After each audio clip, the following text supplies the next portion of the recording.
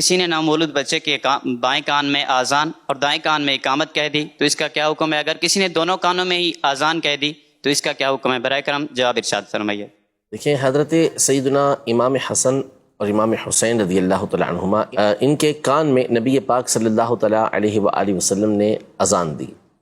تو یوں بچے کے کان میں اذان دینا یہ نبی پاک صلی اللہ تعالیٰ علیہ وآلہ وسلم سے ثابت ہے، اور نبی پاک صلی اللہ تعالیٰ علیہ وآلہ وسلم کا یہ معمول تھا جو حضرت سیدہ عائشہ رضی اللہ تعالیٰ عنہ فرماتی ہیں، صحیح بخاری شریف کے اندر موجود ہے کہ حضور کریم صلی اللہ تعالیٰ علیہ وآلہ وسلم ہر شان والے کام کو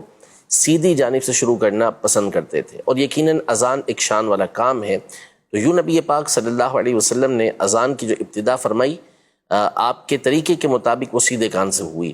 تو لہذا جو سیدھے کان میں اذان دینا ہے یہی نبی پاک صلی اللہ علیہ وسلم کا طریقہ کار ہے، اور اسی لیے فقہائے کرام نے یہ لکھا کہ سیدھے کان کے اندر اذان دی جائے اور الٹے کان کے اندر اقامت کی جائے۔ اب اگر کسی نے الٹے کان میں اذان دے دی تو اللہ کی رحمت سے امید تو رکھی جا سکتی ہے کہ جو اذان کے برکات ہیں وہ اسے حاصل ہوں گی،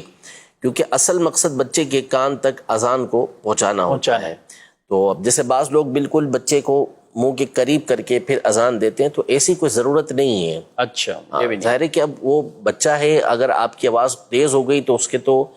کان کا بھی مسئلہ ہو سکتا ہے، تو اس لیے طریقہ کار یہی ہے کہ اس کو آپ سامنے رکھیں سیدھی جانب اور اس کے کان میں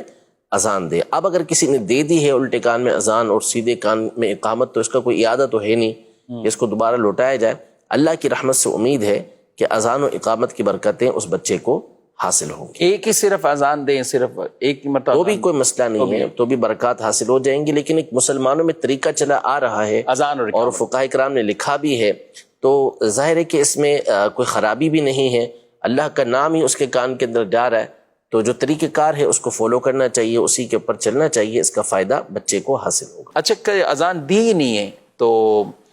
اب کھانا کھلانا یا اس طرح کے معاملات بعض اوقات اس میں بھی لوگ پوچھتے رہتے ہیں، کیا کہتے ہیں؟ دیکھیں، کھانا تو کھلاتے نہیں، دودھ پلائیں گے ظاہر بچے کو، تو اگر دودھ پلا دیا ہے تو اس میں ویسے کوئی حرج نہیں ہے، کوئی بھی دودھ غذا پلا سکتی ہے ماں، لیکن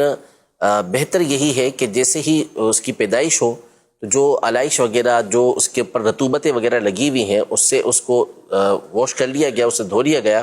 تو اس کے بعد آپ اس کو فوری اذان دے دیں، اس میں تاخیر نہ کریں، اور اس کی برکت سے بہت ساری بیماریوں سے وہ بچہ انشاءاللہ محفوظ رہے گا۔ لیکن اگر اس کو اذان نہیں دی جا سکی، وقت گزر گیا ہے، تو بھی اذان دے دیں، انشاءاللہ تبارک و تعالی اس کی برکتیں حاصل ہوں گی۔